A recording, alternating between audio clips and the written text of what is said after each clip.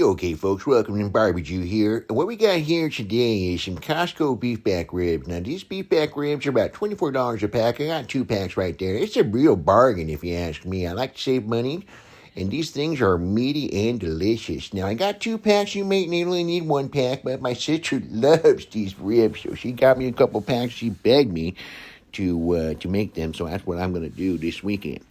Now, normally we would use cocoa amino, and that's what that is right there. That's a very good binder, something most people don't use, most people don't know about, but today we're going to do a little something different. Now, my dad makes jalapeno peppers marinated in olive oil and garlic, and I got to tell you guys, this is a delicious, delicious recipe that he has. Now, we're done eating those peppers. We saved the olive oil and garlic because it is fantastic, just absolutely delicious.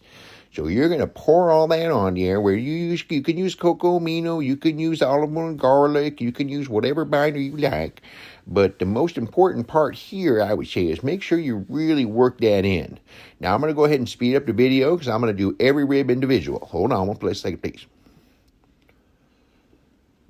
All right, we're back here. Now, as you can see, I am doing olive oil and garlic binder, and I am rubbing each rib individually, making sure you get all those crevices.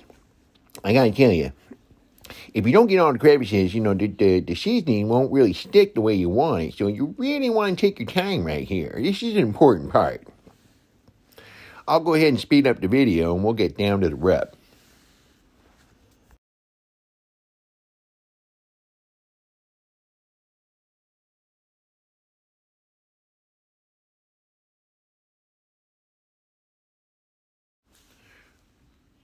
All right, folks. Now it's time to get a little serious. That right there, you're looking at barbecue rub. Now, that's my own personal creation. You just can't go to the market and buy yourself barbecue rub. If you contact me, I'd be more than happy to ship that to you overnight. You know what I'm saying? But anyways, we're going to generously pour the barbecue rub over these ribs. Now, I'm going to start right now just showing you a top layer around the ribs, but we're going to do each rib individually, and I find that that's a better process because I like a real thick seasoning. Let's go ahead and speed up the video for you so you can watch me do that individually.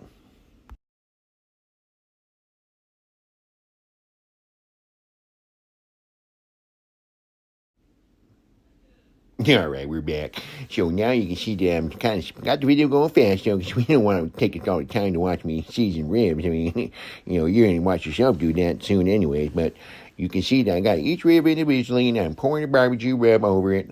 And you'll see what I'm doing in the pan. I do everything in the pan here. I like to keep a nice, clean environment. I push on that barbecue to the corner because I'm going to, I'm going to use that stuff. I don't want it just sitting on the bottom of the pan. It doesn't do me any good over there. This stuff's that's not cheap. If you bought it from me before, it's got a little on the pricey side, but, it's worth it. So I got all these ribs, each one of them, shaking over it, getting the seasoning all around, backside, sides, all around the surfaces, even the backside that has the membrane on it, which we're not taking off, of course, but I'm even doing the backside because you can't have too much flavor as far as I'm concerned. I'm going to spread these things out. I'll be right back. Okay, folks, now that I got the barbecue rub all over the ribs, I'm going to spread them out in the pan here. I'm going to cover this thing with tin foil. We're going to put it in the refrigerator. We are going to let it sit there overnight, and we are going to smoke these things tomorrow. Okay, good morning, folks. As you can see, we have a little bit of a situation here with the weather here in California. It is pouring rain, and it is cold, cold, cold. But I gotta tell you, this is not gonna distract me. I'm gonna barbecue these things just like as planned. Stay tuned. All right, so we've taken the ribs out of the refrigerator. I gotta say, they've probably been in the refrigerator for about maybe 16 plus hours. Got a little bit of a late start. Sorry about that. I'm gonna take the tinfoil off here. We're gonna see what the difference is. Look at the color on those ribs. Now, the barbecue has had a chance to really penetrate deep inside the ribs. It's going to produce a lot of flavor. Let's go ahead and take one of those ribs out for you. You can see what that looks like. Yeah, all right, can take that rib out there. I gotta be real careful. Don't want to mess up that rub. Spend a lot of time doing that. Look at those things. They're looking really good. Oh, almost dropped that thing on the floor. That would have been a total disaster. Hey, between you and me and a fence post, I probably would have given that one to my sister, but don't tell her I told you that. Let's get ready for the next step. Okay, folks. So today we're going to be cooking on a Camp Chef Woodwind 24-inch Wi-Fi pellet grill smoker. This thing's got about a 20-pound hopper, which is great when you're doing a little bit of a longer cook. And the Wi-Fi feature on it, I find that to be very convenient. It's currently about $899 on Amazon with free shipping, as long as you're an Amazon Prime member. If you're not, I highly recommend it. It's a very good value. I've had a lot of success with this grill. Had it for quite some time. Done a lot of cooks on it. And it's, pretty much been flawless. It's got a nice temperature range. It's got a nice capacity there, especially for me. And I highly recommend it if you're going to start out with a smoker. This is a pretty good one to start with. All right, let's talk about temperature and smoke rating on the Camp Chef. We're going to go with 275 degrees for these ribs. And a smoke setting of, I think, about level 7 should be pretty good. And what I'm going to do is, as you can see, I'm going ready to go. I'm going to set the smoke level there. Going to go to number 7. Just went number 8. We'll back it down a little bit. Number 7. All right, at this point, we're just going to load up these ribs and get going. Okay, here we go. We're going to load these ribs on the top shelf of the Camp Chef. The bottom shelf is good too, but I think for this cook, I want to get everything on the top shelf. If I split it up between the top and the bottom shelf, I'm going to have to switch them at some point during the cook. And it's a lot of work. I don't want to mess up the rub, especially the bark starts to set in. You don't want to mess that up either. So I'm going to put all these things up on the top shelf, and then we'll get this smoker started. Let's speed up the video for you.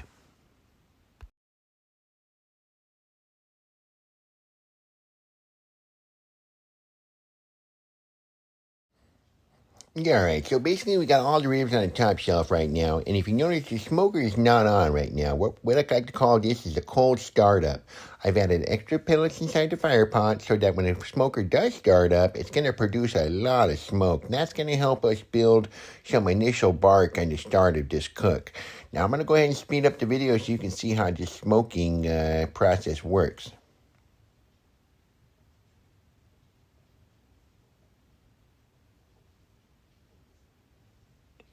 Now, you can notice that as soon as I see smoke, I close that lid. Some people see smoke, they call the fire department, but I close the lid of my smoker. Okay, folks. So at this point, the ribs are on the smoker, and now we're going to go ahead and prepare the spray that we're going to use to spray the ribs while they're on the smoker. And we're going to use about 6 ounces of cocoa aminos and about 6 ounces of apple cider vinegar and approximately 4 ounces of water. I'll go ahead and speed up the video so you can see me mix that.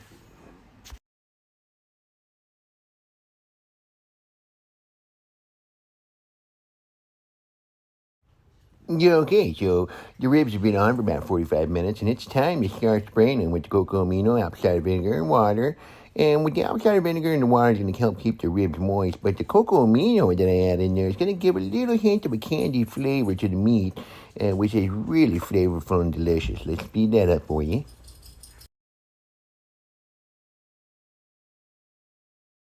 Okay, folks. So we're about 1 hour into the cook here, and it's time to spray it again. I failed to mention last time that we're going to be spraying every 15 minutes till the ribs are ready to go. And another pro tip for you is to leave the bottle of spray inside the house, especially on a day like today where it's about 45, 50 degrees outside. You do not want to be spraying ice cold liquid on your ribs. I'll go ahead and speed up the video for you, and we'll get to the next one. Okay, so 1 hour and 15 minutes into the cook here. The ribs are looking pretty good. We're going to go ahead and spray one more time. Another thing I want to mention is shake that bottle of liquid every time you use it because you don't want the separation of the water, the apple cider vinegar, and the cocoa aminos to kind of separate. Let's give it a little bit of shake and go ahead and spray it on, and I'll speed up the video. All right, folks. It's 1 hour and 30 minutes now into the cook time here. The ribs are smelling and looking delicious. We're going to go ahead and give them another spritz. I'll speed up the video and see you on the other side. All right, folks. We just hit 1 hour and 45 minutes, and these ribs are just about ready to come off. We're going to give them the last spray. We're going to do a little temperature check as well. We're looking for about an average temperature of around 203, 205. It really depends. You really can't do too much by temperature. It's more of the look and the feel of the ribs. That's really going to decide when it's time to take them off, but we are close. Yeah, okay, what you're seeing here right now is I'm just doing a little temperature check on the ribs. Gonna go around, check a lot of various ones. We're looking for the average temper, 203, 205, something like that. And we're just about ready to pull these things off. All right, folks. Well, we did it. It's been a total cook time of about 1 hour and 50 minutes. These ribs look great. They smell great. We're going to give them one more spray right now. Just give them a little juiciness right now before we bring them inside the house and wrap them. I'll go ahead and speed up the video, and I'll see you inside the house for the wrapping.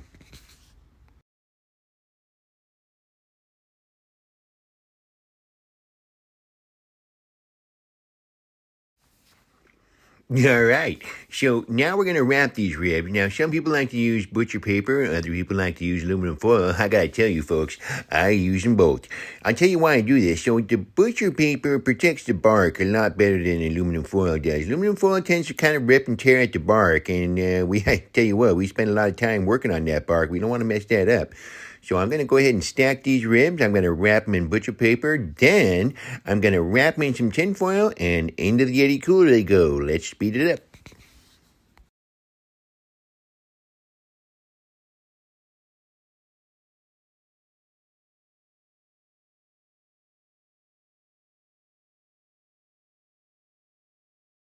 All right, folks.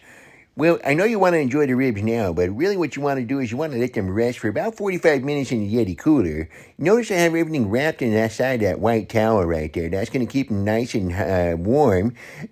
By the way, if my wife sees that white towel, boy, am I in trouble. Don't tell her I did that. Anywho, so rest them for 45 minutes in the cooler.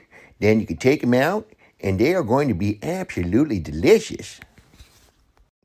All right, folks, I want to thank you for watching my YouTube video. I hope you learned something today. If you're new to smoking, try that Camp Chef 24-inch Wi-Fi pellet grill. I think you'll enjoy it. If you're going to do something for the first time, try those Costco ribs, beef back pre-cut ribs. Only going to take a couple of hours, and the results are going to be absolutely amazing. You're going to love it. And if you want some of that barbecue rub, hey, give me a holler, and I'll try to ship some out to you as soon as I can. Until next time, this is the Barbie Juice signing off. Enjoy your smoking.